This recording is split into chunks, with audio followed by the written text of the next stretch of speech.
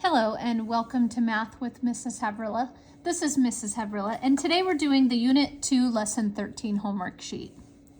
In this lesson we continued talking about finding the area of rectangles that had mixed number side lengths, and we looked at a variety of expressions that would help us to find that area. So we're going to be doing that in our practice problems here today. Starting with number 1. I have a figure here, and A tells me to select all the expressions that represent the area of the shaded region. So in order to do that, I need to first find out what my length and my width are, because those are the two things I need to know in order to find area. Area is length times width.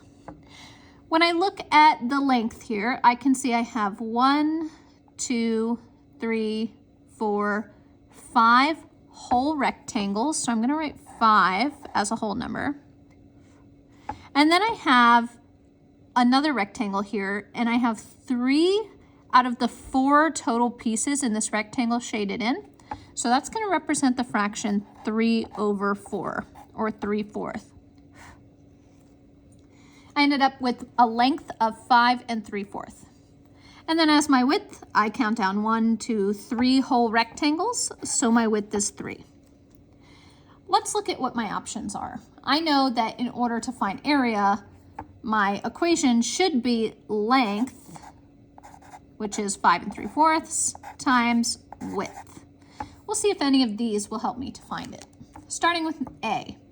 A says 3 times 5 plus 3 times 3/4.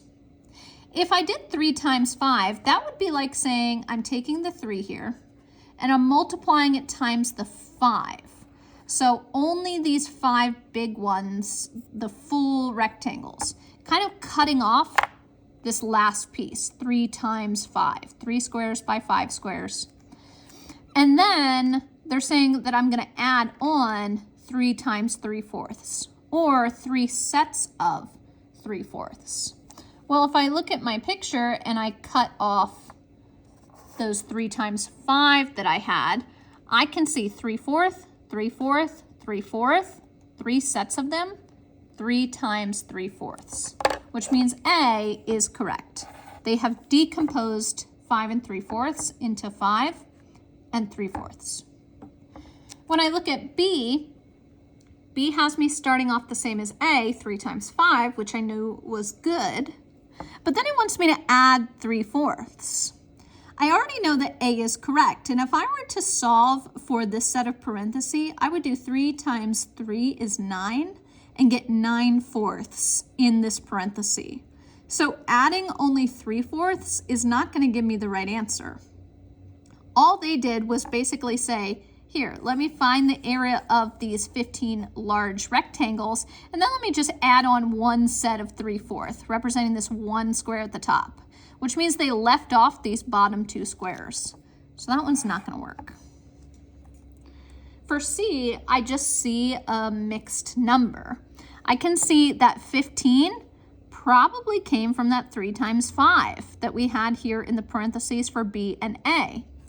And then they have a 3/4 on the end, which means that they took 3 times 5 and added on 3/4. 15 and one set of 3/4. This is the same as B. In fact, if I solved for B, this is the answer I would get. So it is not C. If I look at D, I have 3 times 23/4. This is an improper fraction, which means they kept the width and they changed the length of 5 3/4 into an improper fraction. I'm going to go ahead and convert that into an improper fraction here on the side just to see what I end up getting. It should be a 3/4, 5 3/4. In order to convert into an improper fraction, the denominator always stays the same. So I'm just going to go ahead and write the 4 down. And then to find the numerator, I'm going to do whole number times denominator, 5 times 4, to get 20. And then they're going to do 20 plus 3 to get 23/4. When I look at D, I see that that is what the answer is, which means that D must be correct. And then lastly, I see E here. I see 6 times 3 minus 3 times 1/4. When I look up here at my picture, I don't see 6 times 3. I see 5 3/4 times 3.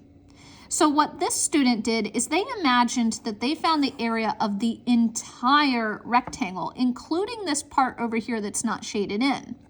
And then they took away some pieces. Now we know that those some pieces that they took away has to equal these 3 that we have here on the side that don't count. So they found the whole area, and then they're taking away, needs to be these 3 pieces. But what are these 3 pieces? Well, if I look at one whole square here, I know that one whole square is broken into 4 pieces, 3 of which are shaded in, 1 is not. So that 1 is represented by the fraction 1/4. 1/4 is not shaded in. So I also have 1/4 not shaded in here and 1/4 not shaded in here. That means I have 3 sets of 1/4 that I need to take away.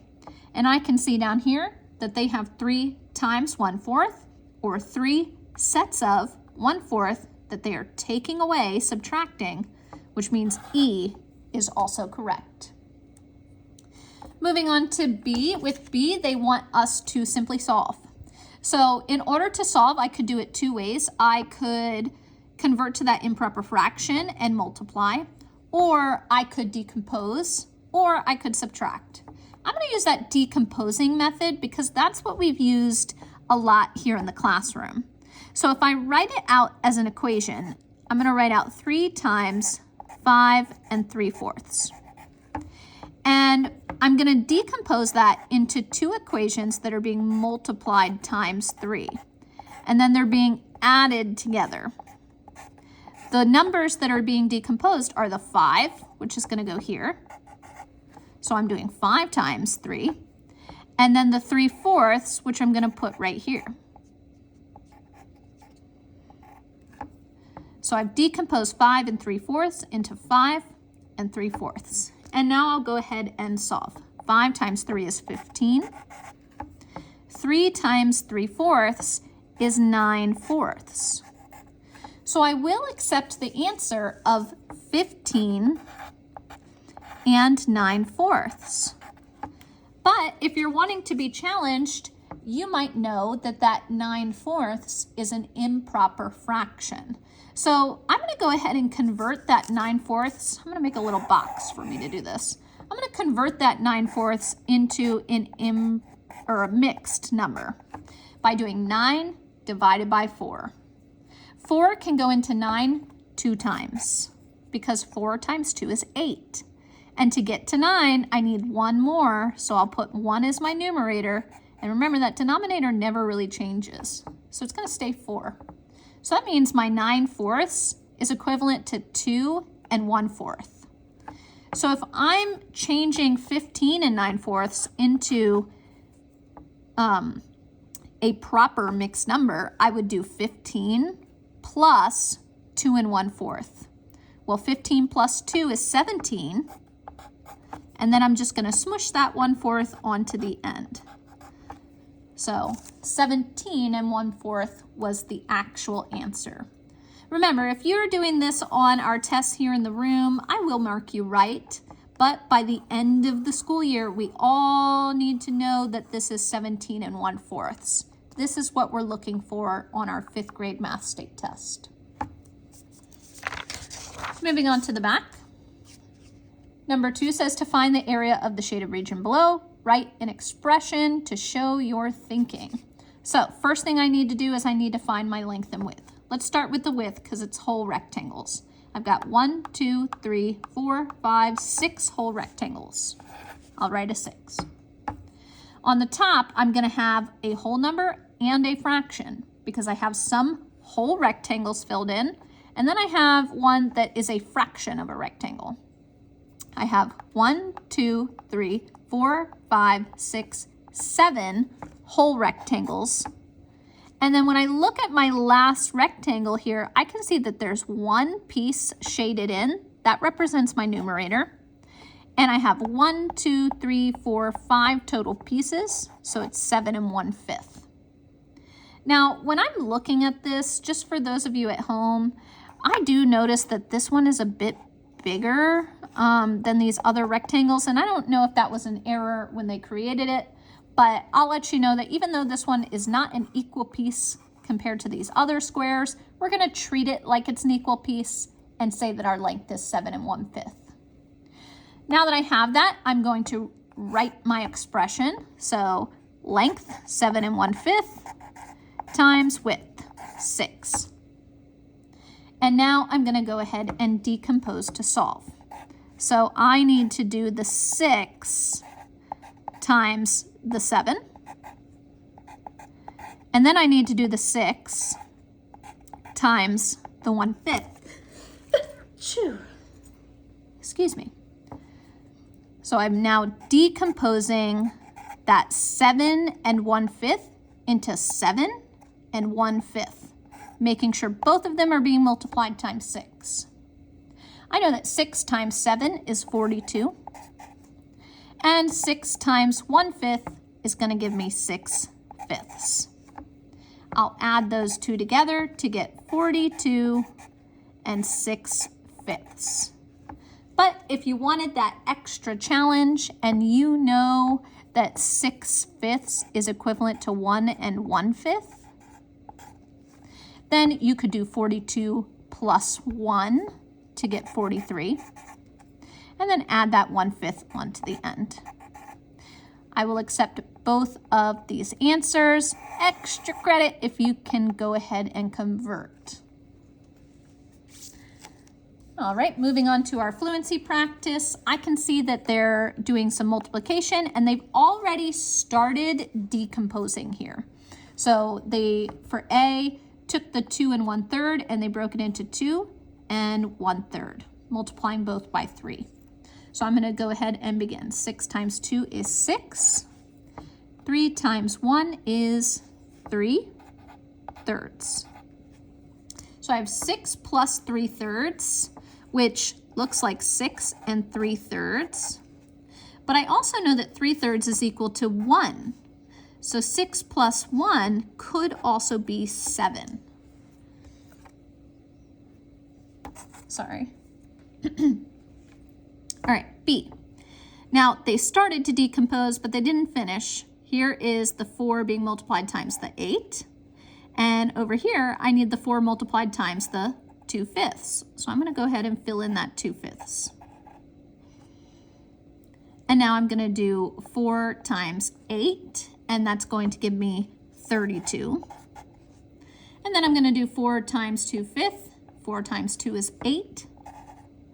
And the 5 stays the same, 8/5. So that would equal 32 8/5. But again, that can simplify if you would like. So I know that 8 divided by 5 is 1 3/5, which means that this is also 32 plus 1. So 33 3/5 when I simplify. All right, see? They have it broken up here, but they didn't write any numbers in. I know that the 7 gets multiplied 2 times. It gets multiplied times the 9 and times the 2/4. So I'll write the 7 in both. And then I'll do 7 times 9 in my first square. So there's the 9. And then I'll do 7 times 2/4 in my second one. So there's my 2/4. Both of these numbers being multiplied times the 7. Starting with 7 times 9, I'm going to get 63. And then 7 times 2/4 would be 7 times 2 for 14.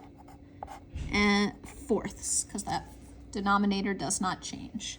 If I push those together, it's 63 14/4. But I do know I can simplify here. 14/4 is the same as 14 divided by 4. That gives me 3 wholes because 4 times 3 is 12, and I need 2 more to get to 14, so 2/4, 3 2/4. So I could do 63 plus 3 to get 66 2/4. But wait, I'm not done, because 2/4 can also simplify. The 66 will stay the same, and 2/4 is equivalent to 1/2. Remember, any time we have two even numbers making up our fraction, so our numerator is even, our denominator is even, we can divide those by at least 2. In this case, 2 divided by 2 is 1. 4 divided by 2 is 2. I would have accepted all 3 of these answers. They're all equivalent. And now for D, I do not have it decomposed yet, but the 4 is going to need to be multiplied times the 7 and the 1/10. So I'll start with the 4 in both boxes. I think they tried to trip us up by putting the mixed number first this time. So now I'm going to do 4 times the 7 and 4 times the 1/10. 4 times 7 gives me 28, and 4 times 1/10 gives me 4/10. That means I can just push these together and get 28 and 4/10, which I know can simplify because, again, both numbers are even. So I would keep the whole number of 28 the same, and I would do 4 divided by 2 is 2, and 10 divided by 2 is 5. So it can simplify to 28 and 2/5. Last one, number 4. Jacqueline had to drive 30 miles to the nearest gas station. Unfortunately, she only made it 2/5 of the way because she ran out of gas.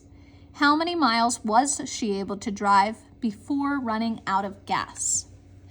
Well, I know that she needed to drive 30 miles, and she was only able to make it 2/5 of the way. Of is a keyword telling me to multiply. So I'm going to take that 30 miles. I'm going to multiply it times 2/5. 30 times 2 is 60. Denominator stays the same. This is equal to the equation 60 divided by 5. Well, if I do 60 divided by 5, I know that that is going to be the same as saying 5 times blank is 60, and that is going to give me 12. 5 times 10, if I decompose it, 5 times 10 is 50, 5 times 2 is 10, 50 plus 10 is 60. How many miles was she able to drive? 12 miles before she ran out of gas. And that's all I have for you today, so be sure to check in again next time for help with your homework.